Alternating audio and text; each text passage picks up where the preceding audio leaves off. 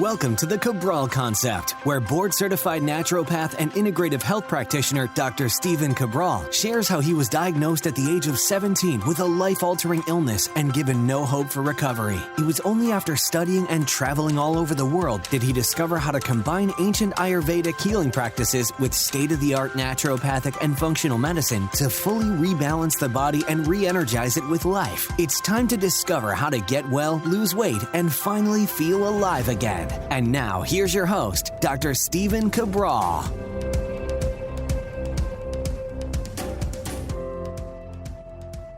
Hey everybody, welcome back to the show. We're here today on our Wellness and Weight Loss Wednesday show talking about the 4 PCOS subtypes, brand new research that I wanted to bring you.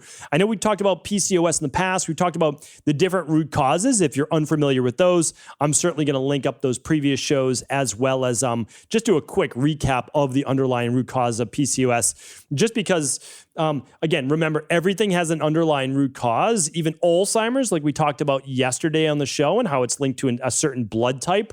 So definitely check out that show if you didn't. You can find all shows at stephencabral.com/podcasts. But for PCOS, you have to understand is like, people can say all they want that it's genetic. Medical doctors can dismiss you just saying that, you need to exercise more, you need to eat better, you need to, reduce toxins. But you have to understand, like, there's so much that we know about PCOS and the underlying root causes and how to reverse it and rebalance the body. And we see people every single day in our practice with PCOS. And you have to understand is that it's not just us, right? Like, I don't ever want to make this seem like we are doing something that I would say, top level practitioners don't know about. They do. Great practitioners who do the research, who are willing to study, who have made this that their life's work, they know this. And so I just want you to know that there are people that you can reach out to, whether it's the Integrative Health Practitioner Network, whether it's naturopathic doctors in your area that might specialize in hormones.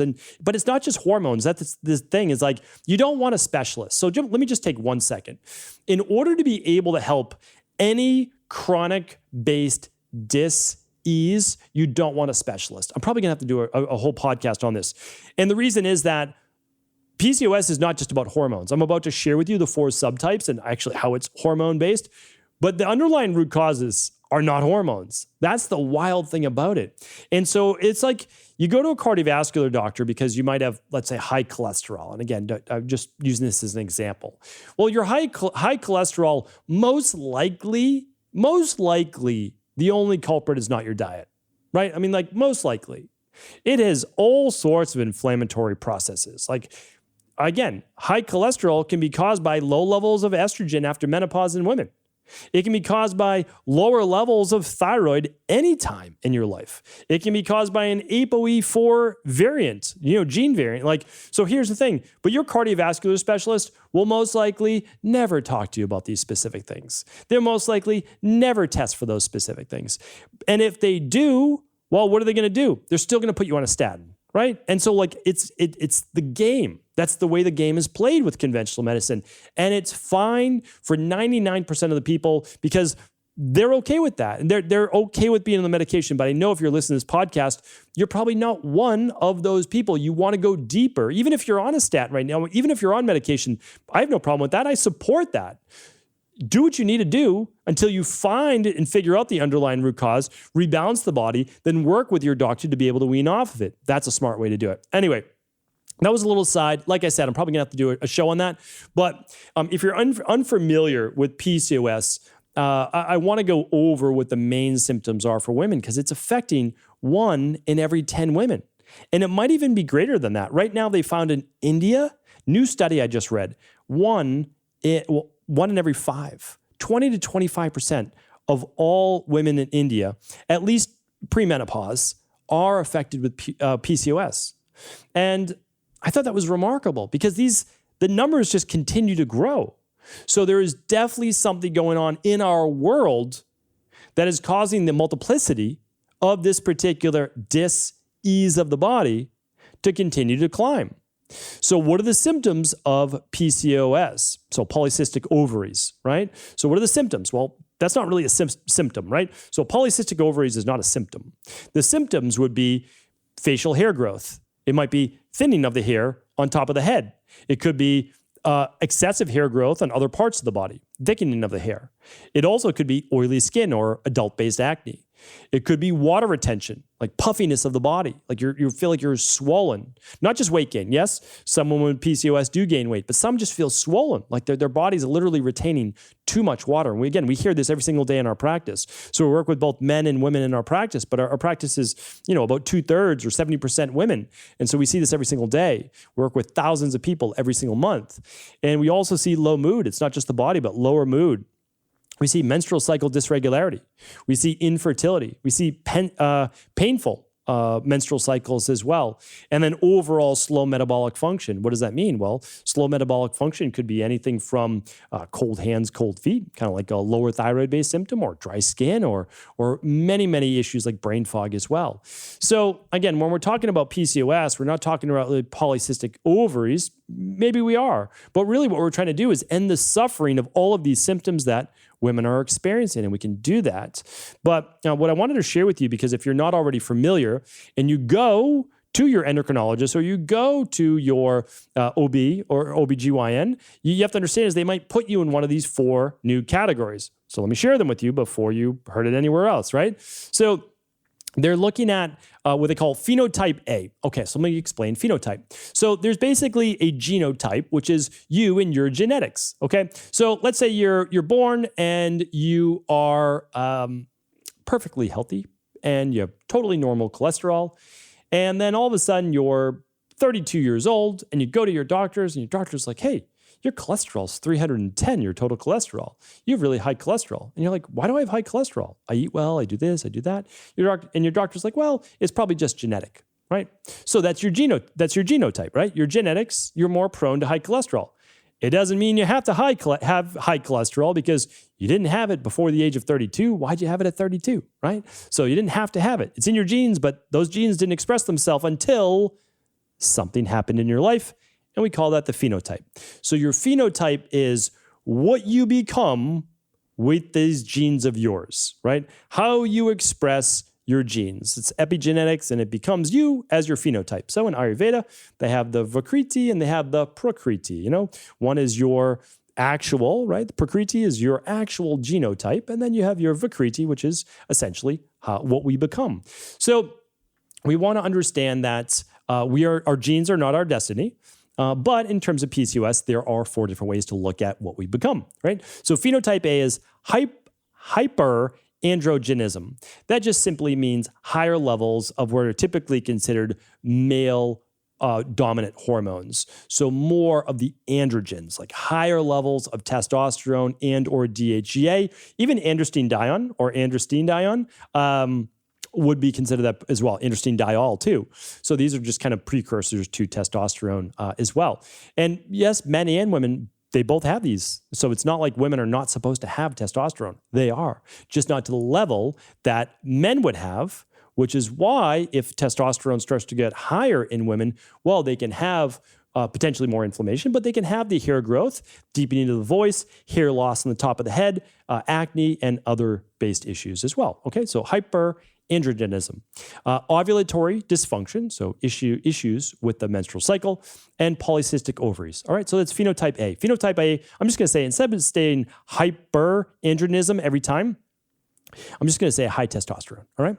So high testosterone, dysregulated menstrual cycle, and polycystic ovaries, that's phenotype A. Phenotype B is hyperandrogenism. I just said I wouldn't say that. High testosterone and ovulatory dysfunction, all right? So same as A, but not the polycystic ovaries because it's not the only classification, right? Phenotype C is the high testosterone, but no ovulatory dysfunction, right? So no menstrual cycle dysfunction, but polycystic ovaries. And then phenotype D is no high testosterone, but menstrual cycle dysregularities and polycystic ovaries. All right. So we have 3 phenotypes with higher testosterone. And then the variations of those 3 are menstrual cycle dysregularities or polycystic ovaries or both. And the last one is no high testosterone or androgens, but menstrual cycle dysregularity, and polycystic ovaries. All right, so those are the four main types. And I wanted just to give you a few more notes on this study. So what I wanted to share with you was that in healthy women, so when we're talking, because 3 of the 4 phenotypes have high testosterone, right? Or high androgens, which again, I said are testosterone, androstenedione, androstenediol, and you may even include DHEA in that, but it's not necessarily part of the factors because it's a precursor to testosterone. So 40 to 50% of a woman's testosterone is actually produced in the ovaries and the adrenal glands, and then post-menopause typically in the adrenals. So when we're looking at these specific phenotypes, we also saw some interesting correlations, especially with PCOS phenotype A, which basically combined everything. All right. So this one combines the menstrual cycle dysregularities, polycystic ovaries, as well as the high testosterone or high androgens. So higher levels of insulin, higher levels of triglycerides, higher levels of CRP, highly sensitive CRP, which is the C-reactive protein, lower levels of estriol, which is a protective form of estrogen. They had lower levels of sex hormone-binding globulin, HDL cholesterol, so the good cholesterol, lower levels of vitamin D compared to controls. So you can see that inflammation was rampant in phenotype A. So that has to tell you something, because inflammation, you could say, well, that's part of the root cause. True. But inflammation is never the bottom foundational root cause, because it is always caused by something else. So please keep that in mind for one moment, because we can start to then see what the underlying root causes are. All right. And then in phenotype D, which was everything but the higher androgens, they had lower levels of vitamin D, okay, but significantly higher levels of cortisol. And that included all types of cortisol dysregulation, okay? So it could be high, could be low, could be high. Actually, they only did one reading. So that's the issue with a lot of these cortisols, is they just do the one reading. So that's that. All right. So now when we're talking about PCOS, and again, I'm going to link up my previous shows as to how to overcome PCOS, and I've done a few shows now on it. Because again, when anything affects 1 in 10 women, we need to really be talking about this to a greater degree, because it could be as low as 1 out of 5 women. They just may not be diagnosed yet. So we talked about, okay, high androgens, menstrual cycle dysregularity, polycystic ovaries, but why? Inflammation. Okay, but why? Here's the thing. This is what we find over and over and over in our practice, and I go in depth, like I said on a previous podcast. Higher levels of cortisol, typically in the evening, so then it disrupts sleep. Higher levels of cortisol also can lead to lower levels of progesterone, which then leads to estrogen dominance, which is almost all of the same symptoms that I stated at the beginning of the show. Higher levels of cortisol, which means when you think cortisol, just think stress. Higher levels of stress can also decrease thyroid. Very interesting, because thyroid can also lead to poor circulation, hair loss or thinning of the hair, cold hands and feet. What else? Dry skin, brain fog, right? Like all of these things. So interesting. We've got cortisol, we have thyroid, we have estrogen dominance, but we also have higher levels of blood sugar. Blood sugar can absolutely disrupt the adrenals. They can disrupt the thyroid, but also the thyroid and the adrenals can disrupt blood sugar. You can see how this can be a vicious cycle. So you never just work on one thing. Any practitioner that tells you just need to do this one thing, like eat this one food and you'll be cured, or drink this one smoothie and you'll be cured, or do this one thing, like it's never one thing. Smoothies are great, foods are great, supplements are great, meditation's great. It's typically never one thing. You need to figure out what that root cause is, and it's usually multiple, and begin to work on it. Also, vitamin D is a crucial factor. Almost no one is talking about vitamin D. I'm so happy that at least this study started to share with people that vitamin D is a factor. Low vitamin D is a factor in PCOS, estrogen dominance, low thyroid, and many more, even cholesterol metabolism. Here's the thing though. There's a lot of, I know people do not mean any harm, and so I appreciate this, and I'm very sensitive to the topic. But there's a lot of people telling you that you should not be using vitamin D3 as a supplement. I would be careful with that advice, because unless you are getting adequate sun exposure, you are most likely low in vitamin D. And if you're low in vitamin D, you leave yourself greatly susceptible to all sorts of diseases in the body. Vitamin D is crucial for our immune system and well over 300 other processes in the body. So again, just give caution.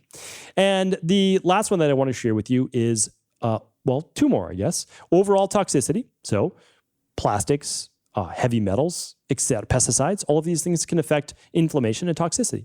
And the last one is your gut health. I did a podcast previous to this on the link between PCOS and gut health. I'm going to link up that as well, but so crucial because oftentimes you can't figure it out. You can't fix things because the inflammation will not go away, and it won't go away until you fix that intestinal permeability, candida overgrowth, SIBO, parasites, H. pylori, whatever it might be. So, the bottom line is this. Work with a practitioner, because this is complicated, right? But work with a practitioner that's able to help you just work the process.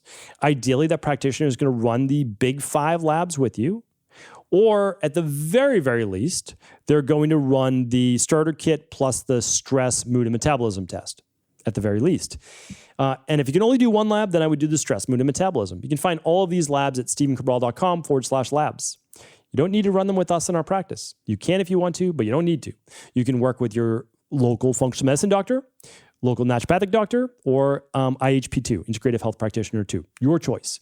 But you have to understand is that it's a puzzle. Every woman's slightly different with their underlying root causes. You find the underlying root causes. You take about 3 to 4 months to begin to rebalance those. Then you begin to recreate equilibrium and homeostasis with the body. Once you do that, you have to remember that dis-ease cannot live in the body at that point. A healthy body cannot be sick. A healthy body cannot be unbalanced. So hopefully this was helpful. I'm always happy to do additional follow-up shows. These are by your popular demand. You write in, you let me know the topics you want me to speak about, and that's what I do. Thanks so much, everyone. I appreciate you. For all of the show notes and links, head on over to stephencabral.com/2343. Did you know that the body really only becomes sick or unbalanced in only 2 ways? Over time, you become deficient in vital nutrients, and you also accumulate toxins internally and from the environment. As those nutrients diminish and you increase your total toxic load, your body then begins to show the first signs of dis-ease. It's actually quite predictable, and the good news is that if we know how you began to fill up that proverbial rain barrel, we also know how to empty it to begin the healing process. I was fortunate enough to learn this ancient healing process from my mentor after suffering from debilitating diseases for close to a decade. It was only when I began to implement these techniques did I finally overcome my illnesses and go on to live a life of energy and vitality that I now enjoy. I'd like to share with you now what I discovered after traveling all over the world and how to combine the best of ancient healing wisdom with state-of-the-art science. Allow me to teach you exactly how I've been able to help over 250,000 people to empty their rain barrel and begin to transform their body and lives into what they've always hoped they could be. To get your copy of the international bestseller, The Rain Barrel Effect, simply go to stephencabral.com/rainbarrel.